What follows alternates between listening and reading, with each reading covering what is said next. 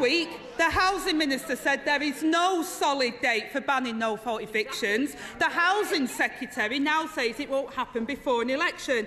So if he can give us a date, can he name it now? I can name the date for the Right Honourable Lady. Today. It's today that this House will be voting on it, and I'm confident that in line with our manifesto, we will deliver on that commitment. Rayner.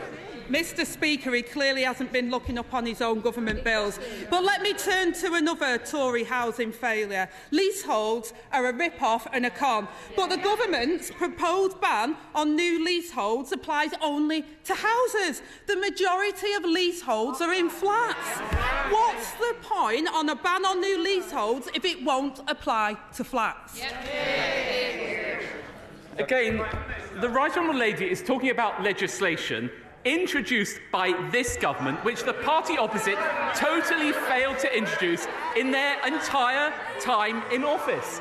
And it's no surprise, because it's this government which has brought social housing waiting lists down by nearly 500,000 and delivered more affordable homes in the last year and the last 12 years than Labour delivered when they were in office. But of course, all of this can only be paid for by making sure that we have a strong economy. And I'll tell you,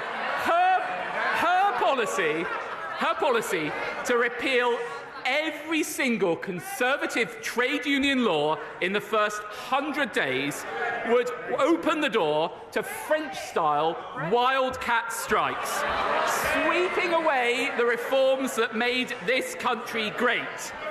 And we all know, though, Mr Speaker, the one reform that the Right Honourable Lady would not abolish from Margaret Thatcher, the right to buy your council house. Rayner.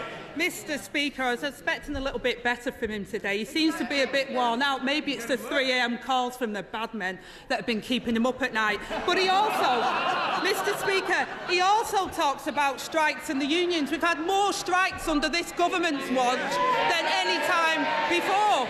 And once again, he hasn't read his own bill. Their ban on leasehold won't apply to the majority of people. It's like banning non-doms but exempting Tory prime ministers. And he speaks about affordable homes.